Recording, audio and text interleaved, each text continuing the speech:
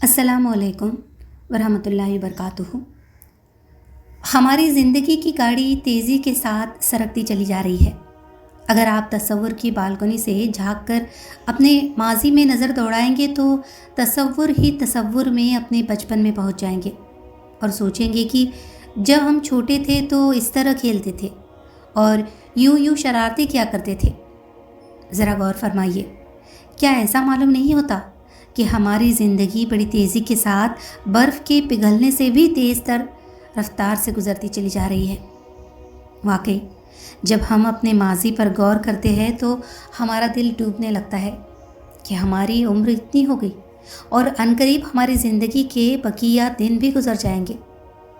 और फिर जिस तरह हम अपने दादा जान और अपने वालिद साहब को कब्रिस्तान छोड़कर आए थे, उसी तरह एक दिन वो भी आएगा कि हमारी औलाद, हमारे भाई या अजीज़ व रिश्तेदार हमें भी कब्रिस्तान छोड़ाएंगे और फिर हम क़ियामत तक वहाँ से नहीं निकल पाएंगे। याद रखिए, कब्र में सिर्फ नेक आमाल काम आएंगे, जबकि हमारा इतना सारा माल जिसे हमने अपनी ज़िंदगी में दिन रात मेहनत करके जमा किया, सब का सब यही धरा रह जाएगा और उसे हमारे वर्सा आपस में बांट कर खाएंगे। लिहाजा अक्लमंदी यही है कि हम अपनी सारी तवज्जो माल जमा करने पर मरकूज़ रखने की बजाय अपनी कब्र आखिरत की तैयारी पर रखें। कहीं ऐसा न हो कि हम फ़िक्र आखिरत से गाफिल होकर अपनी सारी ज़िंदगी दुनियावी मालो दौलत जमा करने में गुजार दें और फिर दुनिया से रुखसत होकर हमें कब्र की हौलनाकियों का सामना करना पड़े। देखिए, कब्र की हौलनाकियाँ बहुत ज़्यादा है। चुनांचे इस सिलसिले में हज़रत उमर बिन अब्दुल अज़ीज़ रहमतुल्लाह अलैहि के आखिरी अय्याम का एक निहायत ही रिक्कत अंगेज़ और खौफ आवर वाक़या है। इसे महज रस्मी तौर पर नहीं बल्कि दिल के कानों से सुनिए और कब्र की हौलनाकियों से बचने का सामान कीजिए। हज़रत उमर बिन अब्दुल अज़ीज़ रहमतुल्लाह अलैहि एक जनाजे के साथ गए तो लोग आगे बढ़ गए और आप पीछे रह गए। लोग जनाजा रख कर आपका इंतज़ार करने लगे। जब आप पहुँचे तो किसी ने कहा, ए अमीरुल मोमिनीन, आप तो मैयत के वली है, आप जनाजे को और हमें छोड़कर कहाँ रह गए थे? फरमाया, हाँ, अभी एक कब्र ने मुझे पुकार कर कहा, ए उमर बिन अब्दुल अज़ीज़, मुझसे क्यों नहीं पूछते कि मैं अपने अंदर आने वालों के साथ क्या बर्ताव करती हूँ? मैंने उससे कहा, मुझे ज़रूर बता। वो कहने लगी, मैं उसका कफन फाड़ कर जिस्म के टुकड़े टुकड़े कर डालती हूँ, उसका खून चूस कर गोश्त खा जाती हूँ। क्या तुम मुझसे नहीं पूछोगे कि मैं उसके जोड़ों के साथ क्या करती हूँ? मैंने कहा, ज़रूर बता। कहने लगी, मैं हथेलियों को कलाइयों से, कलाइयों को बाजुओं से, बाजुओं को कंधों से, सुरीनों को रानों से, रानों को घुटनों से, घुटनों को पिंडलियों से और पिंडलियों को कदमों से जुदा कर देती हूँ। इतना कहने के बाद रहमतुल्लाहि अलैहि रोने लगे। फिर फरमाया, सुनो, इस दुनिया की उम्र बहुत थोड़ी है। जो गुनहगार इस दुनिया में इज्जत वाला है, आखिरत में जलील और रुसवा होगा। जो मालदार है, आखिरत में फ़कीर होगा। इसका जवान बूढ़ा हो जाएगा और जिंदा मर जाएगा। लिहाजा दुनिया का तुम्हारी तरफ आना तुम्हें धोखे में न डाले, क्योंकि तुम जानते हो ये बहुत जल्द रुखसत होने वाली है। धोखे में पड़ने वाला वही है जो इससे धोखा खाए। कहा गए इसमें बसने वाले, जिन्होंने शहर आबाद किए, नहरें निकाली और दरख्त उगाए, मगर इसमें बहुत थोड़ा अरसा रह पाए। उन्हें सेहत व तंदुरुस्ती ने धोखे में डाला और चुस्ती ने मगरूर बनाया तो गुनाहों में पड़ गए। बखुदा उस माल के सबब उन पर हसरत की जाती है जो उन्होंने बड़ी कंजूसी के बाद हासिल किया, और उसके जमा करने की वजह से उनसे हसद किया जाता है। सोचो, मिट्टी और रेत ने उनके जिस्मों के साथ क्या किया, कब्र के कीड़ों ने उनकी हड्डियों और जोड़ों का क्या हाल कर दिया। ये दुनिया में खुशहाली और चैन में रहते, नरम व मुलायम बिस्तरों पर सोते, नौकर चाकर उनकी खिदमत करते, घर वाले उनकी इज्जत और पड़ोसी उनकी हिमायत करते थे। अगर तुम उन्हें पुकार सको तो गुजरते हुए ज़रूर पुकारना, और अगर उन्हें बुला सको तो ज़रूर बुलाना। ان مردوں کے لشکر کے پاس سے تم گزرو تو جن گھروں میں یہ عیش و عشرت سے رہا کرتے تھے ان کے ارد گرد کو بھی دیکھو۔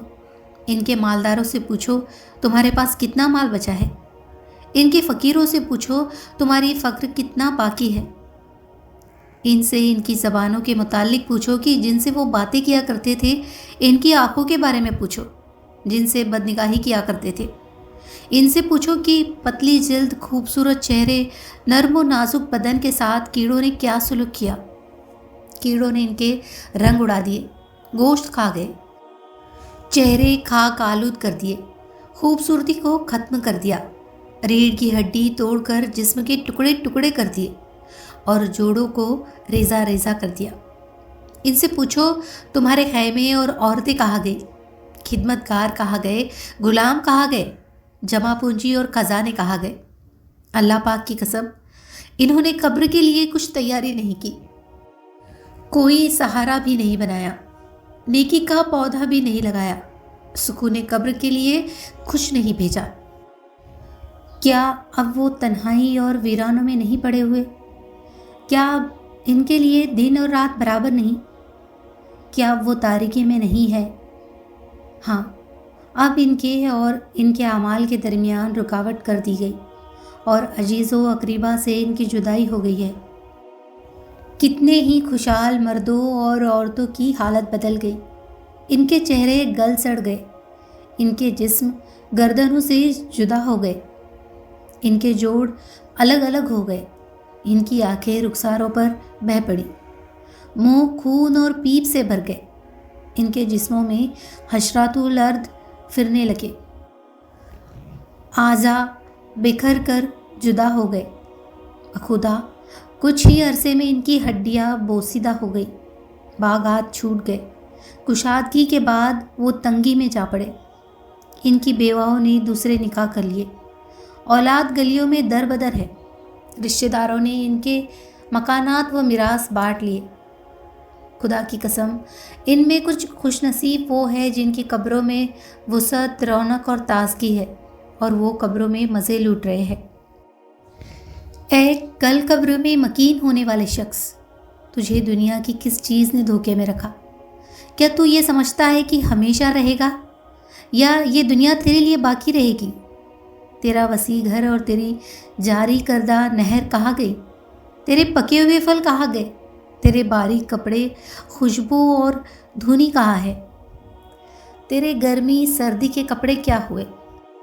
کیا تو نے مرنے والے کو نہیں دیکھا کہ جب اسے موت آتی ہے تو وہ خود پر سے گھبراہٹ دور نہیں کر سکتا، پسینے سے شرابور رہتا ہے، پیاس سے بلبلاتا اور موت کی سختی و تکلیف سے پہلو بدلتا ہے۔ رب کی بارگاہ سے حکم آ گیا ہے، تقدیر کا اٹل فیصلہ ہو چکا ہے، اور وہ امر آ چکا ہے جس سے تو نہیں بچ سکتا۔ پھر اپنے آپ سے کہنے لگے، افسوس، صد افسوس، اے باپ، بھائی اور بیٹے کی آنکھیں بند کر کے انہیں غسل دینے والے، اے میت کو کفن دینے اور اسے اٹھانے والے، اے قبر میں اکیلا چھوڑ کر لوٹ جانے والے، کاش تو جان لیتا کہ تو کھردری زمین پر کس حال میں ہوگا، کاش تو جان لیتا کہ تیرا کون سا گال پہلے سڑے گا۔ اے مہلکات میں پڑے رہنے والے، تو ان قریب مردوں میں جا بسے گا، کاش تجھے معلوم ہوتا کہ دنیا سے جاتے وقت ملک الموت تجھ سے کس حال میں ملیں گے اور میرے رب کا کیا پیغام لائے گے۔ پھر آپ نے عربی میں اشعار پڑھے جن کا ترجمہ کچھ یوں ہے، تم فانی چیزوں پر خوش اور کھیل تماشوں میں ایسے مصروف ہو جیسے سونے والے کو خواب کی لذت نے دھوکے میں رکھا۔ اے دھوکے میں مبتلا شخص، تیرا دن بھول اور غفلت میں گزرتا جبکہ رات سونے میں گزرتی ہے، بس تیری ہلاکت لازمی ہے۔ تو اس چیز میں پڑا ہوا ہے جس کے ختم ہونے کو تو ناپسند کرتا ہے۔ ایسی زندگی تو دنیا میں چوپائے بھی جیتے ہیں۔ یہ اشعار کہنے کے بعد حضرت عمر بن عبدالعزیز وہاں سے چلے گئے اور اس کے 1 ہفتے بعد آپ کا انتقال ہو گیا۔ اس رقت انگیز واقعے کی ایک ایک عبارت ہمیں झंझोड़ कर जगाने की कोशिश कर रही है। लेकिन अफसोस, सद अफसोस, शायद इन बातों को सुनने के लिए हमारे कान बहरे हैं और इन बातों को कबूल करने के लिए हमारे दिल तैयार नहीं है, क्योंकि वो निहायत ही सख्त हो चुके हैं और उन पर तारीकी छा चुकी है। मुमकिन है हमारे दिल नसीहत कबूल करने के लिए इस वजह से तैयार न होते हो कि गुनाहों के सबब वो मुकम्मल तौर पर सियाह हो चुके हो। याद रखिए, जब गुनाहों के बाइस दिल मुकम्मल तौर पर सियाह हो जाए तो वो नसीहत कबूल नहीं करता। चुनांचे हदीस पाक में आता है, इन्ना अल-मुमिना इज़ा अज़नबा कानत नुक्ततुन सौदाउ फ़ी कल्बी, यानी मोमिन जब गुनाह करता है तो उसके दिल पर एक सियाह नुक्ता बन जाता है।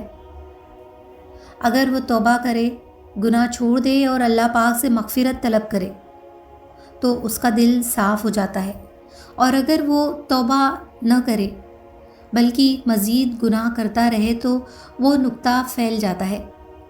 यही कुछ हाल हमारा है कि अब हम पर नसीहत कारगर नहीं होती और हम नसीहत की बात कबूल नहीं करते। हालांकि हम कई बार कब्र की पुकार से मुताल्लिक ये रिवायत सुनते रहते हैं कि कब्र रोज़ाना 5 बार पुकारती है। कब्र रोज़ाना 5 बार पुकार कर कहती है, ए इंसान, आज तू मेरी पीठ पर खूब धमा चौकड़ी कर रहा है और इतरा कर चल रहा है, लेकिन याद रख, कल तू मेरे पेट में आने वाला है। ए इंसान, आज तू मेरी पीठ पर लजीज ग़िज़ाएँ और उम्दा खाने खा रहा है, लेकिन याद रख, कल मेरे अंदर तुझे कीड़े खाएंगे।